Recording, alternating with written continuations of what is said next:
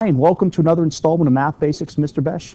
Today we're going to be using our prior knowledge and skill to convert rational numbers, remember fancy word for fraction, from mixed values to improper fractions and conversely.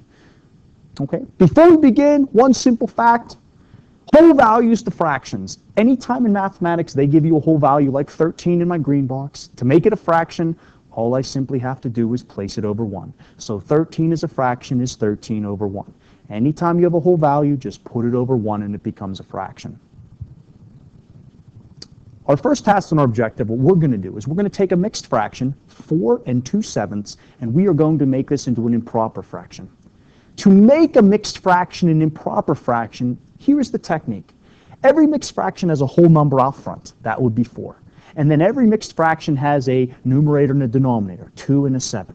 What we need to do is take the whole number out front, 4, multiply that by the denominator, which is 7. 4 times 7 makes 28. We then need to add it to the numerator, and 28 plus 2 makes 30. This becomes the numerator of my improper fraction. The bottom of the fraction stays exactly the same as what the bottom of the fractional part was in my mixed fraction. So it stays 7. So now 4 2/7 as a mixed fraction becomes 30 over 7 as an improper fraction. Remember, whole number times the denominator, then added to the top. Now, to go backwards, we need to go back and do a little bit of division. In mathematics, in the green box now, we have 30 over 7 being an improper fraction. To make this its mixed value, what you do is you take the numerator of the fraction, which is 30, and you put it inside the box, over here to the right. You then take the denominator of the fraction, you put it out in front of the box.